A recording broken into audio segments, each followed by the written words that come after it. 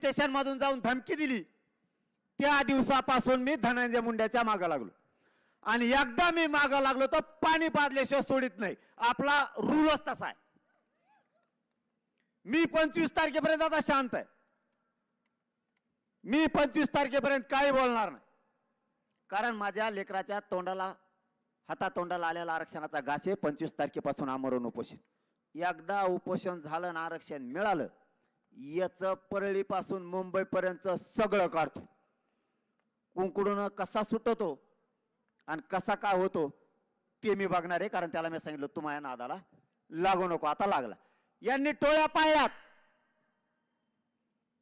या जमिनी हडपायला लागले, घर हडपायला लागले. यांना जात कळत नाही. त्या पिठी नायगोला धनगराचं पोरग तळ्यात मारून टाकलं. बंगाली पिंपळ्या सुद्धा महारनोरचं पोरगा मारून टाकला. यांनी फक्त लोक मारायचं ठरवलं. यांना जातीशी घेणं देणं नाही. कोणत्या ओबीसीची भूक लागली तुम्हाला? ओबीसी ओबीसी करून तुम्ही किती दिवस लोकांचे मुर्दे पाडणार आहेत? मी या मराठ्यांना जाहीरपणाने सांगतो शांत राहा. पण आता यापुढे धड बना. कोणावरती हल्ला करायची गरज नाही. पण प्रत्युत्तर दिल्याशिवाय आता शांत बसायचं नाही. कुटुंब जगवावं लागणार आहे. स्वतःच्या कुटुंबाचं तुम्हाला रक्षण करावं लागणार आहे. तुमच्या गल्लीचं रक्षण तुम्हाला करावं लागणार आहे. तुमच्या गावचं रक्षण तुम्हाला करावं लागणार आहे. तुमचा समाज तुम्हाला जिवंत ठेवावं लागणार आहे. गाफील राहू नका. एकमेकाला साथ द्यायचं शिका. कुठलंही संकट आलं त्याला यापुढे सामोरं जायचंय. आपण अगोदर वाट जायचं नाही.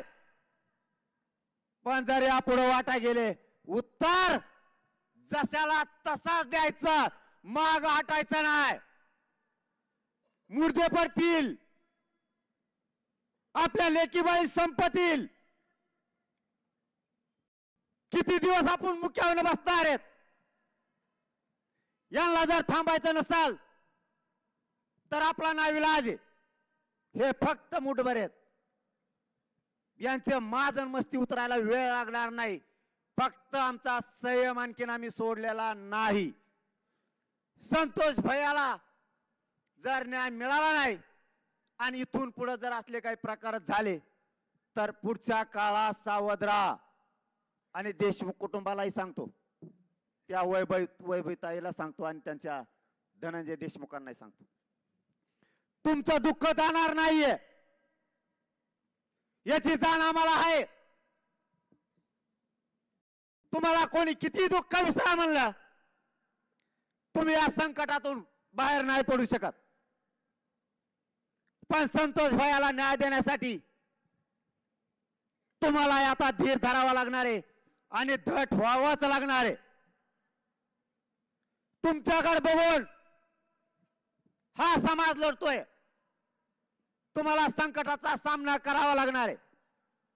आणि मराठ्यांनाही सांगतो, परिस्थिती ही मराठ्यांना कायमच विरोध करत आली. आपल्याला हटून चालणार नाहीये. सगळ्या मराठ्यांनी एकजीव राहा. माग जर हटलो तर आपल्या लेकरा बाळाच्या आणि समाजाचे तुकडे पडण्याची शक्यता आहे.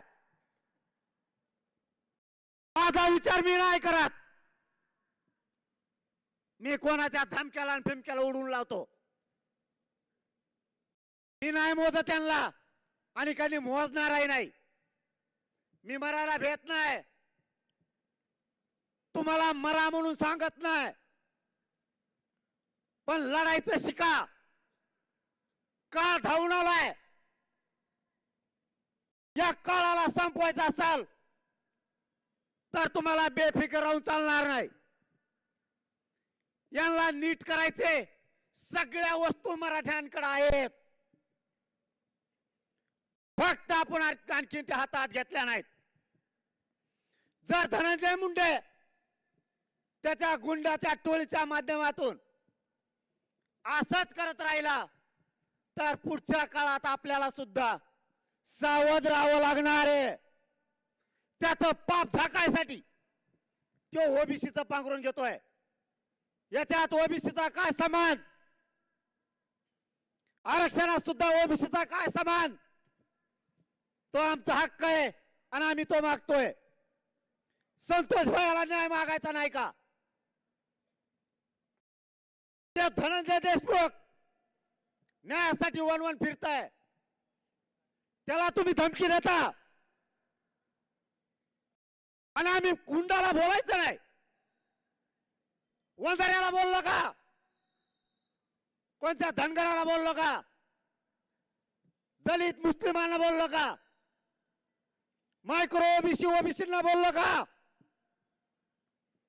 गुंडाला बोलायचं नाही का? कोणत्या दिशेला घेऊन चालला धनंजय मुंडे? आंदोलन करायचं सांगतो, प्रतिमोर्चे काढायचं सांगतो. धनंजय मुंडे, तुमच्या घरातलं कोणी मेल्यावर किंवा कोणी मारून टाकल्यावर आम्ही प्रतिमोर्चे काढायचे का? तुला आता राज्यात ही रूढ पाडायची काय? 50 नासके गुंड गोळा करून धनंजय देशमुखला धमकी देतायत. तुम्ही जाळात हात घालू नका, मराठे जाळे होर पळतान बर का? माजल्यासारखं सोशल मीडियावर बोलताय. सण होईल तर होईल. जर तुम्ही असा त्रास देत राहिलात तर मराठ्यांना नाविलाजानं उठाव करावाच लागणार आहे. माझा नाविलाज आहे. मी जातीवाद करत नाही, पण मराठ्यांना न्याय मागताना आणि संतोष देशमुखांना न्याय मागताना, सोमनाथ सूर्यवंशीला न्याय मागताना कोणाला जातीवाद वाटत असला तर बिनधास्त जातीवाद वाटू द्या. मी न्याय घेतल्याशिवाय माग हटणार नाही. धनंजय मुंडे, इथून पुढे तरी त्या गुंडाला थांबव. त्यांचा माज जर तुला थांबवता येणार नसला आणि तू ओबीसीचे नेते मराठ्यांच्या अंगावर घालून त्यांना आंदोलन करायला लावणार असला तर एक लक्षात ठेव, वेळ प्रत्येकावर येते.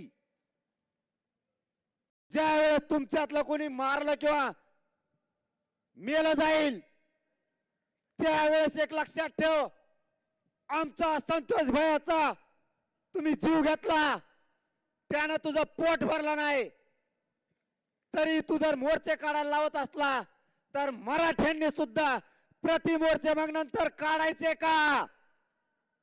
तुम्ही जर आरोपीच्या पाठीशी उभा राहिलात तर पुढच्या काळात मराठ्यांच्याही जर एखाद्याकडून काय घडलं तर आरोपीच्या पाठीशी उभा राहायचं का? तू ही रूढ पाडू नको. मराठ्यांना जाहीर सांगतो, पुढच्या काळात सावध राहा, बेसावध राहू नका. काळ धावून आलाय, काळाला परतून लावायला लागताय. हे लोक मस्तीत आणि मगरुरीत पैशाचं वागायला लागलेत. यांना ठाव ठिकाणा राहिला नाही. मस्तीचे त्यांची सगळी जात संपायला लागलेत. या जातीची जिल्ह्यात त्या पत होती, यांच्या हाताने यांच्या माजुऱ्यापणामुळं यांनी यांची पत कमी करून घेतली. आपला नाविलाज आहे. असाच जर काळ राहिला तर या काळाशी संघर्ष करून आपल्याला परतावं लागणार आहे. या काळाला मी तर भेट नाही. या समाजाच्या पायावरती आपण या अगोदरच जीव अर्पण केलाय. भेटो कोणाला? आणि धनंजय मुंडे, भेट नसतो मनोज जरांगे. तुझे लोक शांत कर. जर या पुढे मराठ्यांना त्रास झाला, गोरगरीब दलित मुस्लिमांना ओबीसीना जर त्रास झाला तर सामना 25 जानेवारीच्या नंतर होणार आहे. कायद्यानं होईल, आणि तुझी मस्ती जिरायल्याशिवाय गप बसणार नाही. संतोष भैयाचा दासांना शेवटचं सांगतो, सगळ्यावरती मोका. खंडणीतले आरोपी 302 मध्ये आले पाहिजेत. जेवढे जेवढे प्रकरण झालेत, आरोपीला ज्याने ज्याने सांभाळलंय त्यांना सह आरोपी करा. जबाबदारी तुमच्यावरती आहे. राज्याला शब्द मुख्यमंत्र्यांनी दिलाय म्हणून मराठा शांत आहे. सगळ्यांना 302 मध्ये घ्यायचं सांगा. वाटल्यास मुख्यमंत्र्यांकडे आज उद्या पुन्हा जाऊन तुम्ही हा प्रश्न तडीस लावा. पुन्हा एकदा धनंजय मुंडेला सांगतो, टोळी थांबव. लाभार्थी टोळीनं अन्याय चालवला, थांबव तिला. जड जाईन बर का, ही धमकी नाही, तुला सावध करायलोय. तुला मी सांगितलं होतं माझ्या नादी लागू नको. यांची मस्ती थांबव. जर याच्या पुढं तुझ्या गुंडानं लाभार्थी टोळीनं कोणाला त्रास दिला किंवा देशमुख कुटुंबाला जर बोललं तर लक्षात ठेव, त्या गुंडाचा बंदोबस्त आम्हाला करावा लागणार आहे. गुंडाला आम्ही बोलणार, तुझ्या जातीला कधी बोललो नाहीत. पांघरून घेऊ नको तुझं पाप झाकायसाठी. शेवटचं सांगतो, तुम्हाला हात जोडून विनंती आहे, सगळ्या पक्षाच्या लोकांना आणि सगळ्या मराठ्यांना देशमुख कुटुंबाच्या पाठीशी उभा राहा आणि 25 जानेवारीला सगळ्यांना अंतरवाली लिहा. धन्यवाद. जय शिवराय.